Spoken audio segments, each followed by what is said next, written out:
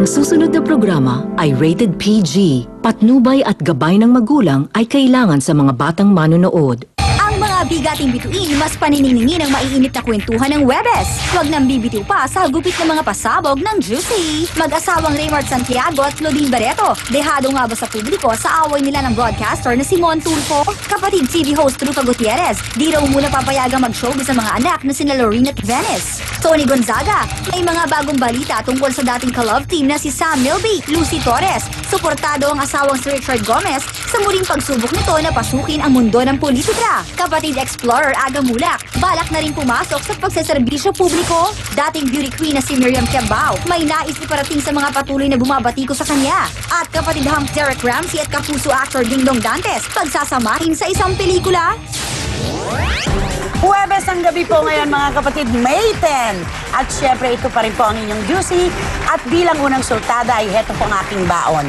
Direct ako kasi, di ba tayo sa showbiz? May kasabihan tayo na clannish daw ang mga artista at reporters. Parang against common enemy, we are one. Nagtataka lang ako kung bakit sa isyong namamagitan ngayon kay Raymart, kay Claudine at sa Tulfo Brothers, lalo na kay Mr. Ramon Tulfo, parang hindi ko nararamdaman yung pagiging clannish ng showbiz. Parang hindi ko maintindihan kung bakit parang kumakampi sa kalaban ni Raymart at ni Claudine ng ating mga kababayan at ating mga kasamahan. Una, iniisip ko na lang, baka dahil doon sa video na lumabas sa YouTube, nakauna, di ba? Pero na may kumampi, isa, nakatalikod. Yung naka-pink, kumampi daw sa kanila. Kumampi yun, Nay. Sumundot Nakatalikod. ng sundot. Oo. Ang ganda pa nga yun, sabi niya, lalabas daw siya sa tamang panahon. Kailan ang panahon daw? Tapos, go.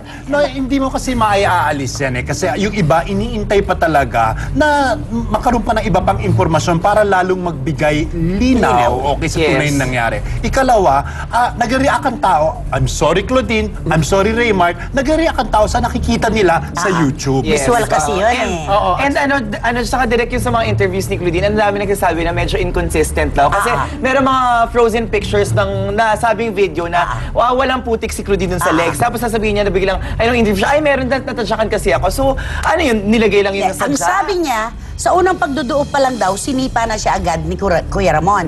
Sinuntok naman daw si Raymart. Nung nagkakagulo na, kitang-kita yung left foot niya dito, walang dumi. Yes. So dapat, nauna yung pasa kesa doon sa pakikipagsuntukan, di ba? So wala yun. At nakabigat din siguro direct ka, sususugan natin yung siguro yung sinabi ng mga ground stewardess na talagang sila'y minaltrato, nilait, minura ni Claudine. Alam mo, Christy, napagdanasan ko na rin yan sa same airline na... Ganun ka din sa mga... Sinupak din. How Hindi could kasi you namin direct? nagtitili ako, no? Sinasabi ko Nanapak ka din. na-upload din yung aking bagahe. Galing din ako din ng Boracay. I-explain mo kasi mabuti. Sandali, patapusin mo muna ako. Hihimayin ko yung pakpak sa liig mo eh. Himayin ng violet. Pero kasi, sana Claudine, let's put to mind na wala namang kinalaman yung mga ground steward dun eh, hindi ba? Ang desisyon nangyari, doon sa Katiklan. Itong mga tao nagtatrabaho lamang. Siguro bugso yan ng galit, bugso ng init ng ulo, pero pag celebrity ka, kaya tayo laki ng bayad sa inyo eh. 24/7 kasi nakatutok ang mata sa inyo. Totoo Kaya yan. nga naman ganun siya. Isda kayo sa aquarium. Kaya Glass naman daw- house yung tinitirhan. Kaya nga daw siya galit na galit kasi mga gamot nandoon sa bag. Di dapat doon pa lang sa Katiklan, inalis na nila. Total pala kailangan ng bata. At pangalawa, ganun pala at ganyan ang mangyayari. Alam naman yung public figures Saka sila. nakakaloka yung nagalit siya sa ground steward, tapos sinine drop niya doon yung mga may-ari ng Sedpak na, sige, iakit natin ito kay... Tawagan mo si Go kung Tawagan mo si Go kung kung ano... Natatanggalan ko kayo Yun ng nga, trabaho. kung ganun pala, kung meron pala siyang contact sa ganung katas, doon niya na lang yung mga Dumirekta. concerns niya, hindi doon sa mga ground steward na wala namang kinalaman. Noon saka alam mo, isang punto lang, ako rin major allergy freak ako, madali ako maka-allergy. Alam mo, kahit saan ako pupunta, hand carry ko ang aking... Pareho Tama tayo. yun. Tama yun. Wala ka ba masasabi, Sidhi? Meron. I have a... Anong I have a donasyon? thought. At the end of the day, gusto natin silang magkaayos. Oo naman. Wala naman. hindi gusto yon. Yun lang. Pero direct palagay ko, ewan ko lang kung tama sana mali ako. ang palagay ko'y talagang nakasakit ng husto kay Claudine. Oh, yung God. tinawag siya ni Kuya Ramon na isang maputing matrona. Alam mo naman kung gaano ka-vain ang mga artista.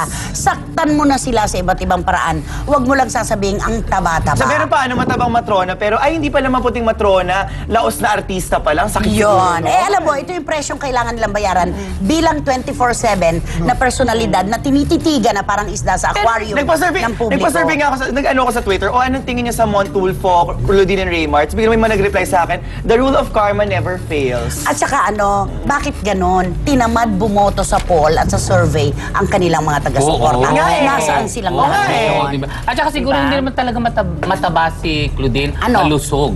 Okay, sige, gandaan Final natin. comment, 65 years old na po si Montulfo. Ay, Yun lang totoo yan. masasabi ko. Ay, nakot direct. Nagpunta na si Claudine sa Gabriela. Nagpunta naman ang mga miyembro ng Senior Citizen Party List at ang sabi, bakit kapag babae ang sangkot sa usapin, sinasabi nila, ba't pinatulan ng babae? Baligtarin natin. Bakit hindi rin natin sabihin na, bakit pinatulan ang matanda na? Yun lang. Eto na po ngayon mga kapatid ang ating Express Pasabog Top 5. Express Pasabog Top 5. Asunta de Rossi. May imbitasyon sa mga mommy. Bibihira lang magpakita sa showbiz functions ang maganda at sexy si Asunta de Rossi. Kaya naman, nang mamataan namin ito sa premiere night ng The Mommy Returns, ay agad namin siyang kinuhanan ng opinyon tungkol sa pelikula ng paparazzi host na si Rufa Gutierrez. Ang maganda sa pelikulang to, pwedeng kahit bata.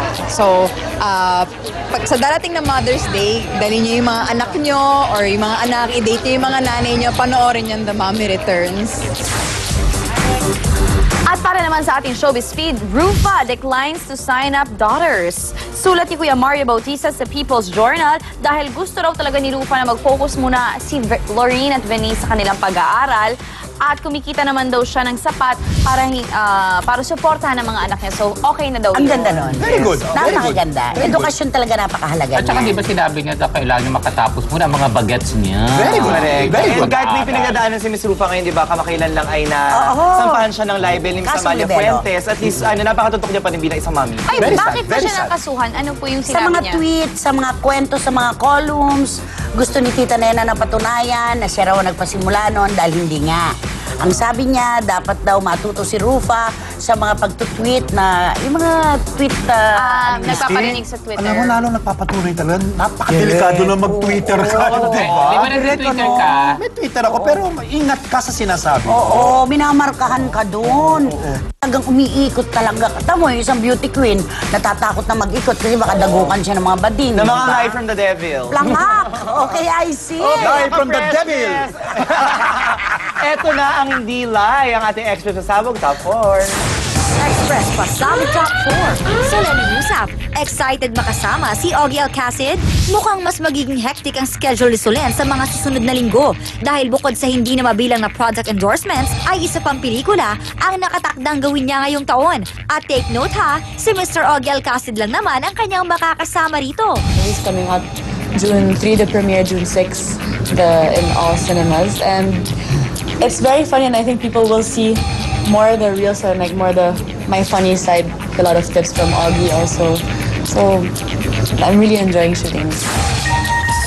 Okay mga ka-precious, ito naman ating Facebook sender galing kay Michelle Mansalchan. Congratulations, Michelle!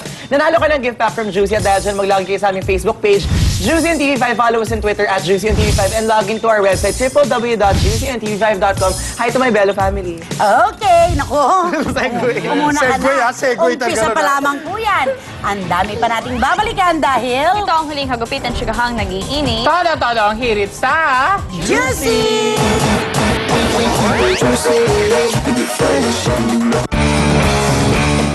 Don't go away, magbabalik ang Juicy dito sa TV5.